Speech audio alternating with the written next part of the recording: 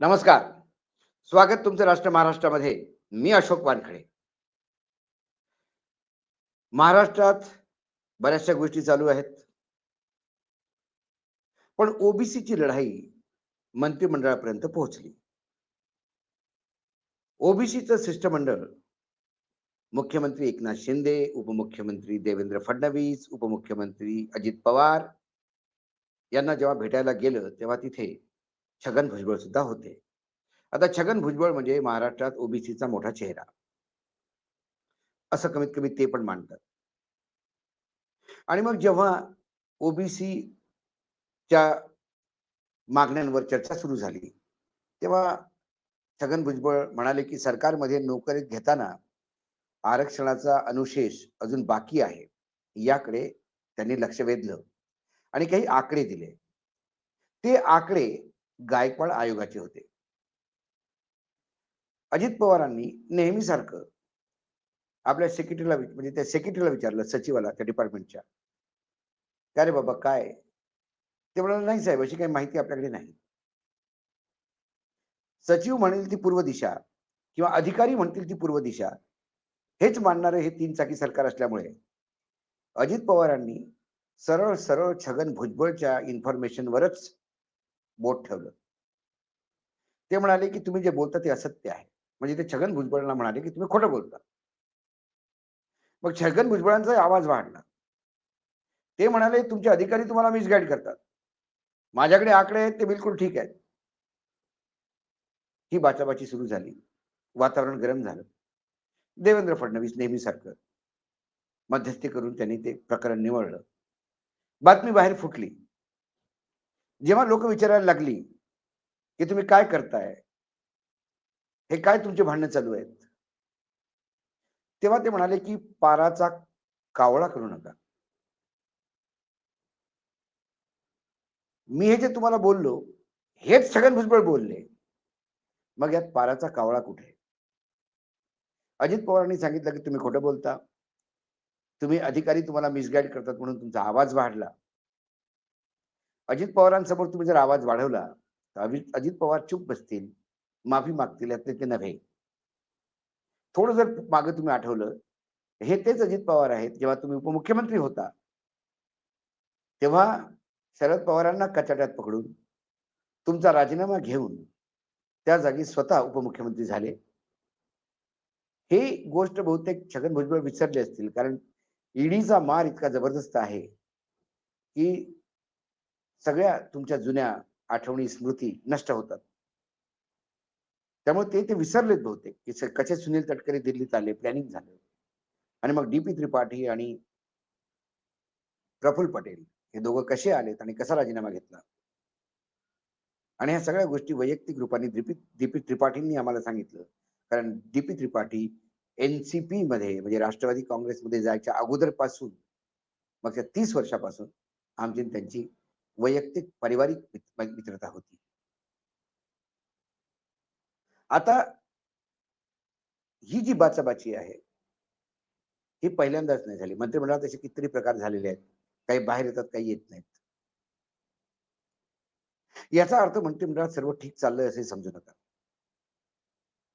आता बाचाबाची झाल्यावरही कोणी सावरासावर करत असेल, तर पाराचा कावळा करण्याची कुवत मीडियामध्ये नाही आणि त्यांनी का करावा? जे सत्य आहे ते सांगायचं आणि तुम्ही खोटं बोलता असं अजित पवारच म्हणाले. त्यामुळे आता मीडिया सुद्धा म्हणू शकतात, की छगनराव तुम्हाला खोटं बोलण्याची सवय आहे बहुतेक. दादा पण ते म्हणतात आणि तुम्ही पण ते म्हणतात. पण सत्य हे आहे, की ओबीसीचा बराचसा बॅकलॉग अजून भरायचा आहे. त्यासाठी आवाज उठवणारे कोणी नाही.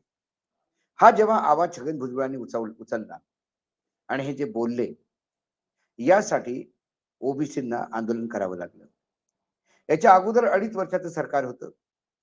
त्या सरकारमध्ये सुद्धा छगन भुजबळ मंत्री होते आणि उरलेल्या 2.5 वर्षात जे सरकार बदललं, त्यात सुद्धा छगन भुजबळ मंत्री होते. अजितदादा पण मंत्री होते आणि एकनाथ शिंदे पण मंत्री होते. हे तिघही मंत्री असताना मागच्या 2.5 वर्षात सत्तेचं लोणी खाताना कोणीही ओबीसीच्या रिझर्व्हेशन बद्दल एक शब्द बोललं नाही. छगन भुजबळ सुद्धा आता आवाज वाढवतात, पण तेव्हा त्यांचा आवाज कुठे गेला होता हे त्यांना माहित नाही. त्यामुळे ओबीसीचं वातावरण गरम झालं, त्याच्यावर आपली पोळी भाजून घ्या, हेच या नेत्यांचं काम आहे. ते फक्त वातावरण गरम होण्याची वाट पाहतात. वातावरण गरम झालं की पोळी भाजून घेतात. मराठा आरक्षणाचं वातावरण गरम झालं, सगळे मराठी नेता त्या संभाजीनगरच्या छोट्या गावात सगळे पळायला लागले. मोठमोठे अधिकारी पोहोचले. ओबीसीचं आंदोलन तिथे, धनगर समाजाचं आंदोलन तिथे. फक्त तुम्ही आंदोलन करून गोष्टी गरम करा, पोळ्या भाजायला हे तयार आहेत. शेवटी आंदोलनकारांना मिळतं काय? ओबीसी असो, मराठा असो, धनगर असो, फक्त आश्वासन मिळतं. असंच आश्वासन आता बऱ्याच ठिकाणी त्यात पुढे हेही म्हणाले ते छगन भुजबळ, की विजय वडेट्टीवारनी जो इश्यू उचललेला आहे, की पैसे घेऊन बोगस कुणब्यांचं सर्टिफिकेट दिलं जातं ओबीसीचं. त्याच्यावर लक्ष द्यायला पाहिजे. याचा अर्थ विजय वडेट्टीवारनी जो इश्यू उचलला त्यात तथ्य आहे हे सरकार मान्य करतं का, असा अर्थ काढायचा का? कारण आपल्या लोकशाहीमध्ये पूर्ण कॅबिनेटला एक कलेक्टिव्ह रिस्पॉन्सिबिलिटी मानलं जातं. कॅबिनेटच्या कुठल्याही मंत्र्याचं वक्तव्य ते कॅबिनेटचं आहे असं मानलं जातं. छगन भुजबळ जर असं म्हणतात की विजय वडेट्टीवारनी उचललेल्या बाबींकडे, गंभीर बाबीकडे लक्ष देणं फार जरुरीचं आहे. याचा अर्थ विरोधी पक्ष नेते जे बोलतात ते होऊन राहिलं का? आणि पैसे घेऊन जर सर्टिफिकेट देत असतील तर हा फार मोठा अपराध आहे. याला सरकार काय करेल? आणि यात मोठमोठे लोक गुंतलेले आहेत. पण महाराष्ट्रात सगळ्या विवंचना असून सगळं असून सुद्धा पूर्ण महाराष्ट्र वर भाजपा एकच गोष्ट कॅश करते सारखी. आता इंग्लंडवरनं छत्रपती महाराजांचे वाघनख येत आहेत. ते 3 वर्षासाठी महाराष्ट्रात फिरतील. सगळ्यांनी त्या वाघनखांचं दर्शन घ्यायचं.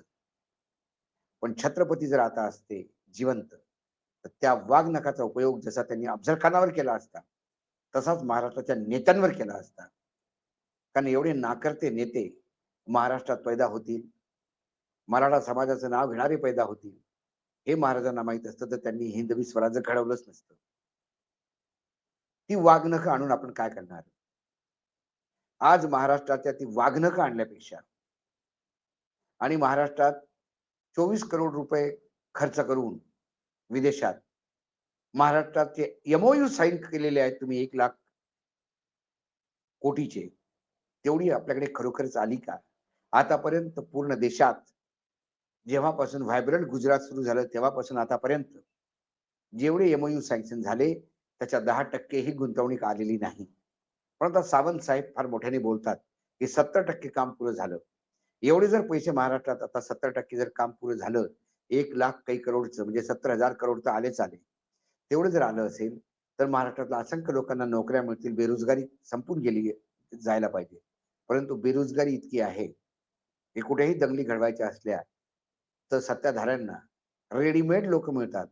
कारण लोकांच्या हातात काम नाही. ज्यांच्या हातात काम नाही त्यांच्या हातात दगड ठेवणं फार इझिली होऊ शकतं.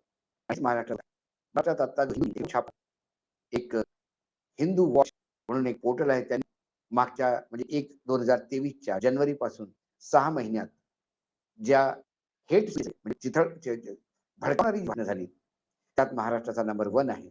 एक अचिव्हमेंट महाराष्ट्राला आहे लेटेस्ट. आणि त्याच अचिव्हमेंट बद्दल महाराष्ट्र उच्च न्यायालयानं पदक दिलं होतं. सर्वोच्च न्यायालय म्हणाले होते महाराष्ट्राचं सरकार नपुसक आहे. असं नपुसक सरकार वाघनख घेऊन फिरतं तर त्या वाघनखांचा अपमान, त्या छत्रपती शिवाजी महाराजांचा अपमान. महाराष्ट्राला वाघनख नको. ती लंडनला असली काय आणि महाराष्ट्रात त्यांनी स्वाभिमान वाढणार नाही.